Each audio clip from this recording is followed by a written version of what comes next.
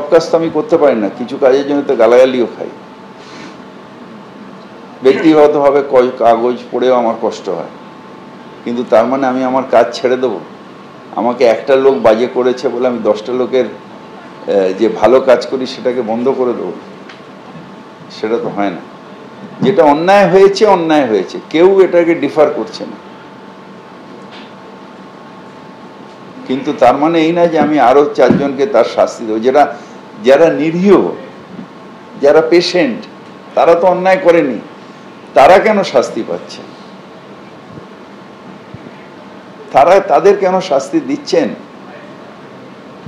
আজকে বহু জায়গায় আমি পেশেন্ট রোজ পাঠাই, আমাদের অ্যাম্বুলেন্স আছে, এসব পেশেন্ট পাঠাই। যখন ফিরে চলে যাচ্ছে আমার সত্যি সত্যি আতঙ্ক হচ্ছে যে কোনো সময় কেউ মারা যাবে। কয়েকজন মারাও গেছে। তারা কেন শাস্তি পাচ্ছে? যে দোষী, যে ক্রিমিনাল ইনভেস্টিগেশন করেছে, একটা আছে না দুটো আছে আমি জানি না, কিন্তু তার শাস্তি হোক, আমরা তো কেউ ডিফার করছি না। ডাক্তারবাবুরা যা ডিমান্ড করছেন, কলকাতাবাসীরা যা ডিমান্ড করছেন, আমিও তাই ডিমান্ড করছি, সবাই তাই ডিমান্ড করছে, এবং কোর্টে আমি বিশ্বাস রাখি যে আইন ব্যবস্থা সেটা করবে। কিন্তু আমরা যারা সহনাগরিকরা আতঙ্কিত যে আমাদের বাড়ির লোকেদের কি হবে, আমাদের পাড়ার লোকেদের কি হবে, তারা যখন অসুস্থ হয়ে যাবে তাদের চিকিৎসা কেন হবে না?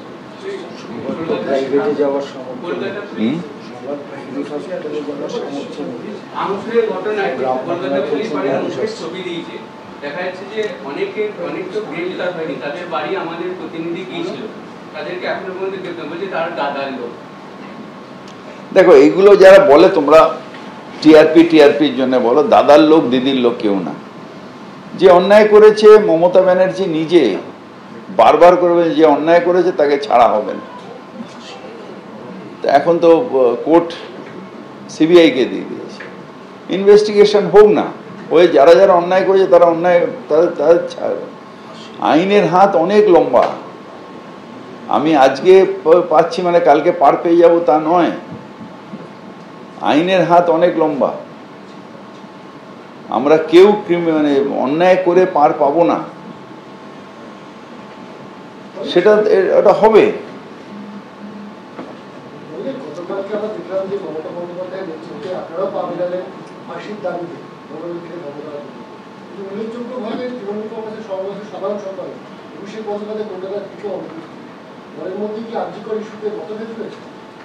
না না, কেন মতভেদ নেই, কিচ্ছু নেই, তৃণমূল একসাথেই রয়েছে।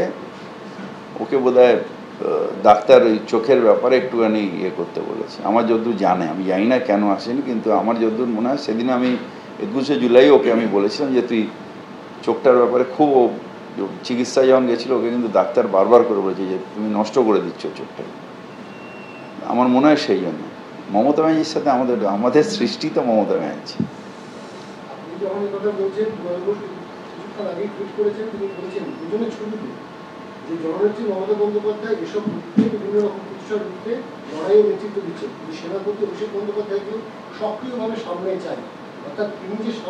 না না না, অভিষেক সবসময় সক্রিয় আছে, সবসময় সক্রিয় আছে। এই নয় যে সবসময় মুখ দেখিয়ে সক্রিয় থাকতে হবে, অভিষেক অত্যন্ত সক্রিয় আছে এবং আমাদের সাথে আছে। আমি বিশেষ করে আমি বলছি, আমরা আর কটা দিন আছে, আমাদের আর কতদিন আছে? 65 হয়ে গেছে। অভিষেকরা তো নেতৃত্ব দেবে, নাহলে মমতা ব্যানার্জির আদর্শকে নিয়ে এগিয়ে যাওয়া যাবে কি করে? এই আদর্শ নিয়ে এগোতে গেলে তো অভিষেকদের দরকার আছে। আমরা মমতা ব্যানার্জির আদর্শ নিয়ে সারা জীবন কাটালাম, আমাদের শেষ বেলা, এরপরে তো ওরাও এগিয়ে আসবে। হেলথ অ্যাডভাইসার বলে কোনো পদ ছিল না, একটাই ছিল, ডক্টর টিকে মুখার্জি ছিল। না, আমি জানি না হেলথ অ্যাডভাইসার কোনোদিন কোনো সার্কুলারে আমরা দেখিনি। একটাই হেলথ অ্যাডভাইসার রয়েছে, ডক্টর টিকে মুখার্জি।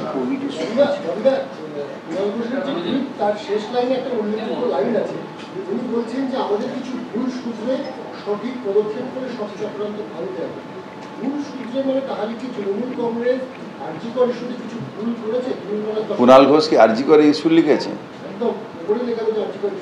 আমি জানি না। মমতা ব্যানার্জি কোনো ভুল করতে পারেন না, এটা আমি বিশ্বাস করি।